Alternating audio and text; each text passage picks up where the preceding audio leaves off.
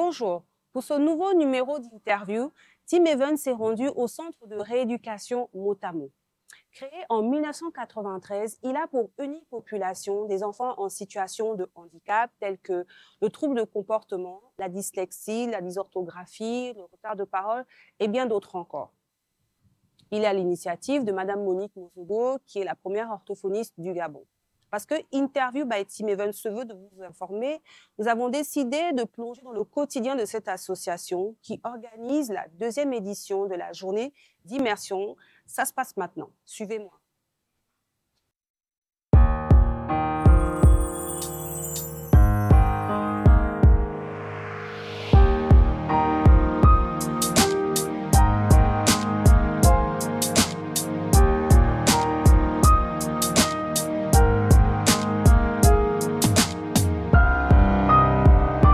Il faut savoir que la journée d'immersion a été initiée il y a 2 ans par l'équipe du centre Motamo.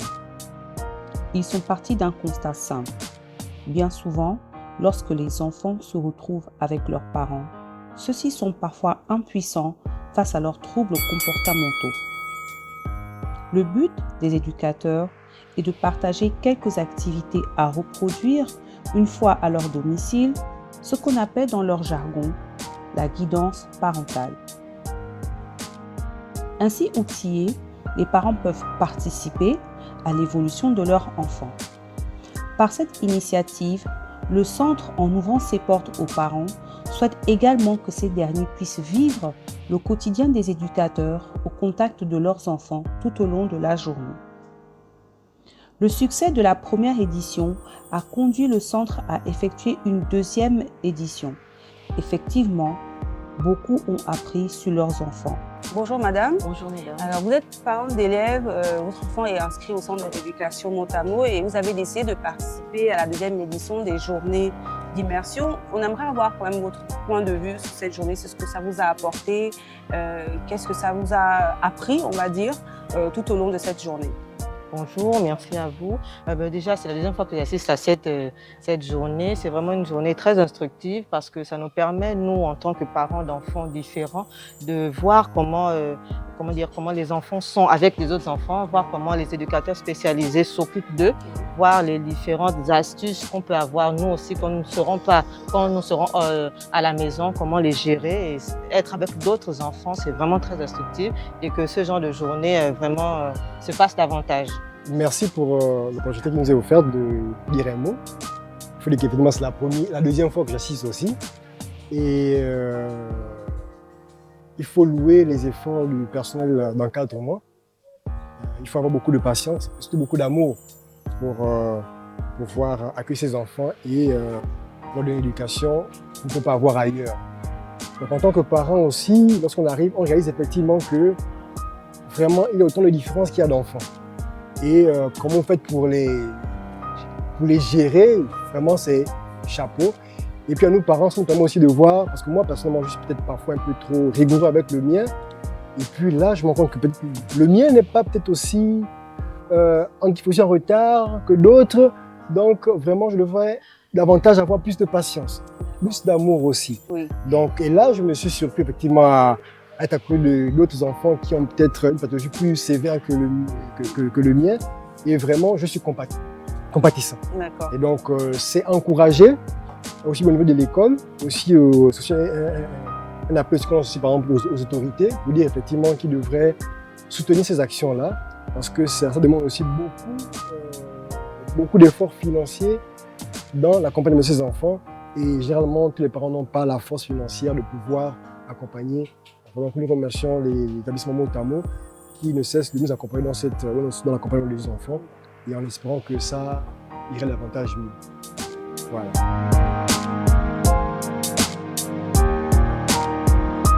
Le principe de la journée d'immersion est que chaque parent suive un circuit bien défini. Si possible, aller dans chaque atelier afin de mieux comprendre, afin de mieux aborder les différentes activités qui sont faites au centre tout au long de la journée. On aimerait savoir en fait comment se déroule cette journée au centre. Alors, tout d'abord, cette journée, en fait, c'est une journée où les parents prennent le rôle des éducateurs. Ce sont les parents qui prennent la place des éducateurs, qui mènent les activités à la place des éducateurs. Et nous, les éducateurs, on leur donne des consignes, on les explique comment faire ces activités, mener ces activités avec les enfants. On a sélectionné plusieurs ateliers. On a l'atelier de performance cognitive, les ateliers d'autonomie, sociabilité, l'activité de l'imitation, compétences verbales et plein d'autres. Pendant ces activités, les enfants ont été sélectionnés pour mener ces activités. Ils ont été sélectionnés par rapport à leur capacité d'acquisition pour mener ces activités. Alors, ils ne sont pas affectés dans ces ateliers par pathologie, mais par quotient intellectuel.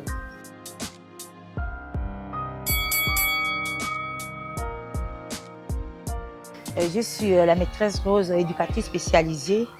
Je disais, ça fait plus de 10 ans que j'exerce ce métier.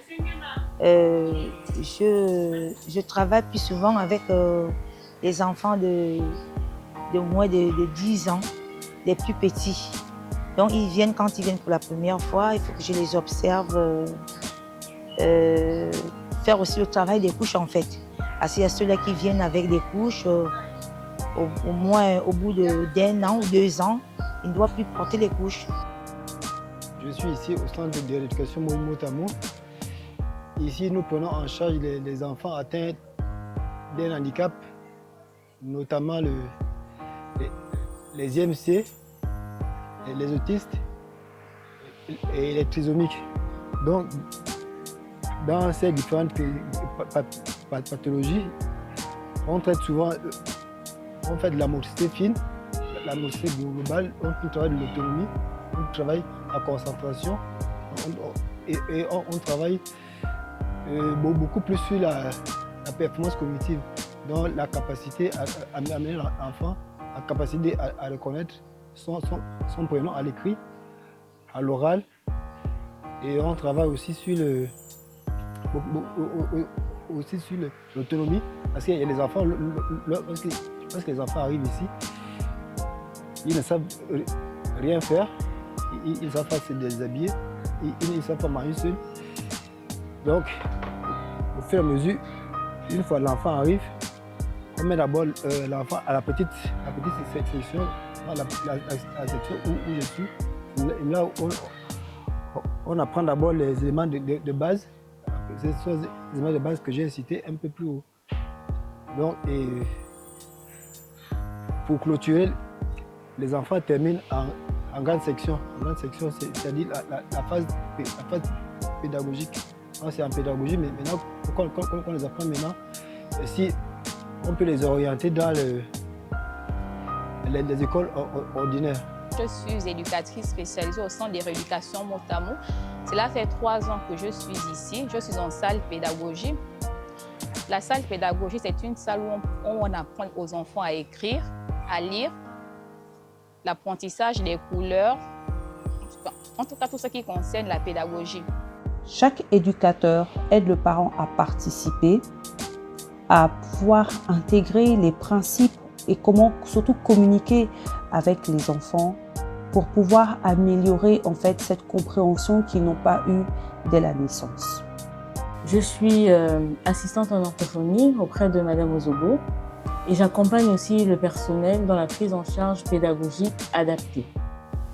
Le centre de rééducation a été créé depuis 1993 et la population cible, nous y travaillons avec les trisomiques, les autistes, les IMC qu'on appelle communément paralysie cérébrale. Nous travaillons aussi avec déficients auditifs. Mais au niveau des déficients auditifs, nous attaquons plus au niveau de la communication orale. Voilà. Parce qu'après, des enfants qui ont des restes auditifs, il faut qu'ils aient des prothèses comme accompagnement pour les aider à l'oralisation. Nous avons aussi des déficients intellectuels. Donc, grosso modo, c'est la population cible, mais on a aussi des enfants qui sont en échec scolaire à cause des troubles cognitifs dus à la dysphasie, dyscalculie, dyslexie, j'en passe. Le centre de rééducation Motamo a On y travaille avec des enfants qui ont diverses pathologies, comme je l'ai dit auparavant, mais ils sont mis dans les salles de classe par âge de développement, non pas par pathologie.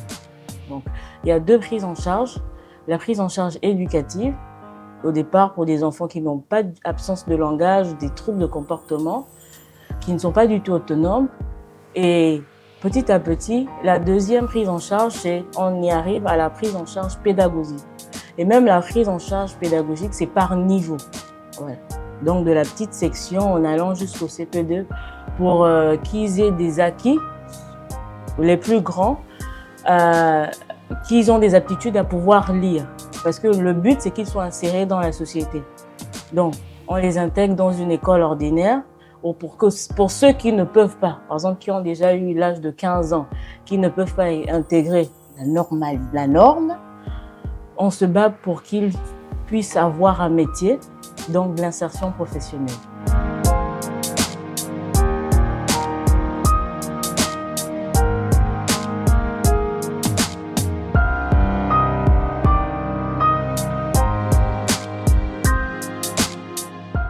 Bonjour Madame Mozogo, merci de nous recevoir au Centre de rééducation Motamo dans le cadre des journées d'immersion. Mais j'aimerais que vous nous en disiez un peu plus sur l'enfant en situation de handicap. Donc je vais parler des enfants qui viennent à Motamo en situation de déficience. Ça peut être déficience intellectuelle, auditive, autiste, la paralysie cérébrale. Et nous, ce qu'on fait, on fait une évaluation quand on reçoit les enfants ici. Et à l'interrogatoire, c'est très important parce que ce sont les mamans qui nous informent sur la situation des enfants. Et aujourd'hui, j'interviens pour faire la différence entre l'autisme et toutes les autres pathologies.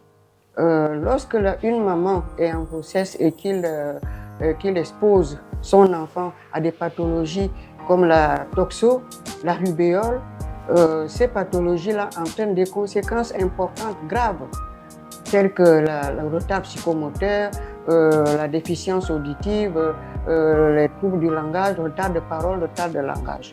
Au moment de l'accouchement, il peut y avoir souffrance cérébrale.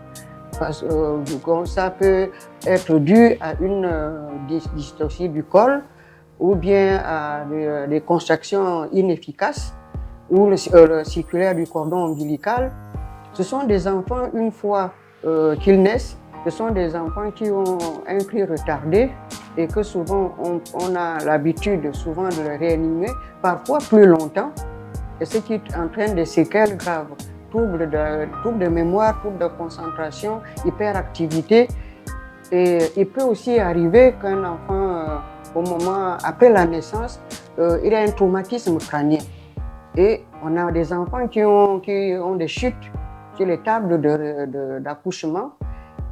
Et tous ces enfants-là, il y a la neuropalu, la méningite, ainsi de suite, qui entraînent des lésions au niveau du cerveau. Des enfants qui sont nés prématurés ou post-matures, parce qu'une grossesse, c'est jusqu'à 9 mois. Le placenta, après 9 mois, ne fonctionne plus bien. Ce sont ces enfants-là qui naissent avec des incidences comme on connaît, le strabisme, et donc le cerveau n'a pas été oxygéné à temps. Et tous ces enfants ont un retard de parole, retard de langage, troubles du comportement, retard psychomoteur. Et tous ces enfants, s'apparente à l'autisme. Ils ont tous les troubles. Parce que lorsqu'un enfant n'entend pas bien, qui a une déficience auditive, parce que la rubéole a bien travaillé ou la toxo, il y a une déficience auditive. Cet enfant-là qui n'entend pas aussi a des troubles de comportement. Ils sont super excités. Et c'est pour ça que nous, à Motamo, c'est-à-dire il faut associer les parents à la prise en charge. Et voilà pourquoi on a fait les journées d'immersion, pour que les parents se rendent compte que les enfants sont classés par leur centre d'intérêt.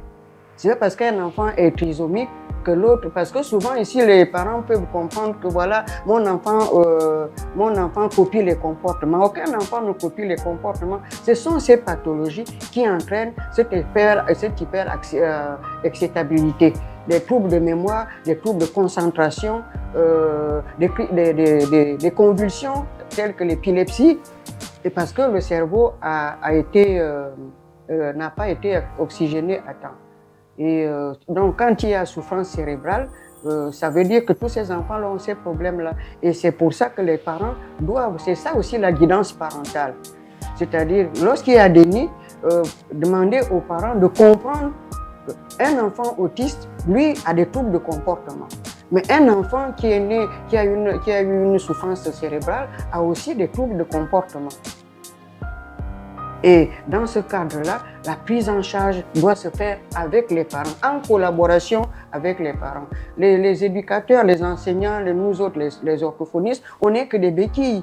C'est le parent qui vit avec l'enfant à la maison. Ils viennent pour comprendre et pour apprendre quelles sont les activités qu'il faut procéder lorsqu'un enfant a un trouble de comportement ou bien il est agressif ou il ne parle même pas du tout, parce qu'il y a des sanctions positives et des sanctions négatives. Il y a certains parents, les sanctions négatives, c'est frapper l'enfant. On n'est pas d'accord. Il y a des sanctions positives, dire à l'enfant, tu vas te mettre au coin. Pendant que les autres vont manger ce que lui il aime, pendant que les autres vont faire une activité que l'enfant préfère, lui, il ne vient pas parce qu'il n'a pas pu obéir aux consignes. Et c'est ça, il faut que les parents sachent à peu près quand les enfants s'en vont en vacances, il faut qu'on leur donne des consignes parce qu'après la synthèse, on leur dit voilà ce qu'on a pu obtenir, voilà ce qu'il faut encore compléter.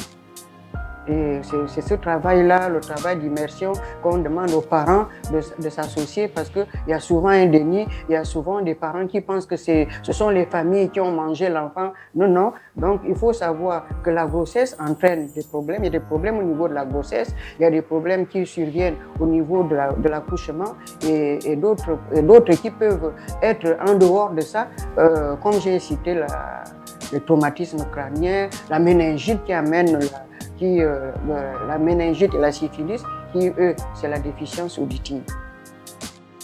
Pour Interview by Team Even, la journée d'immersion a été aussi un enseignement.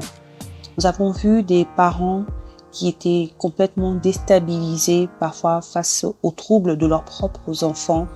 Nous avons vu des éducateurs qui, malgré les incompréhensions, arrivent toujours à trouver des outils, à tout simplement manager ses enfants afin d'obtenir quelque chose de meilleur. Et allié à tout cela, Madame Mozogo et ses équipes ne relâchent pas d'efforts. Il faut savoir que cela fait plus de 30 ans qu'elle milite pour ses enfants, qu'elle ne les abandonne pas avec son équipe. Et nous nous disons qu'il y a un espoir pour ces enfants, que tant qu'il y a des personnes, des éducateurs qui sont là, qui ont la patience, la motivation, on va dire la passion pour relever ces enfants qui ont souffert soit pendant la grossesse ou par une maladie, on se dit qu'il y a de l'espoir. Merci au Centre de rééducation Motamo, merci à Madame Mozogo, merci de nous avoir reçus. Les journées d'immersion sont terminées au Centre de rééducation Motamo et pour Interview également. Nous tenons à remercier Madame Mozogo qui nous a accueillis chaleureusement avec toute son équipe malgré leur emploi du temps chargé. Et nous leur souhaitons une bonne continuation et bon courage car leur travail est vraiment ardu. Pour vous, chers téléspectateurs, nous espérons vous avoir édifié sur la question de l'enfant en situation de handicap. Et aux parents, nous vous disons, vous n'êtes pas seuls. Pour d'éventuelles questions, rapprochez-vous du Centre de rééducation Motamo, ils sont disponibles. C'était Interview by Team Event. À la prochaine.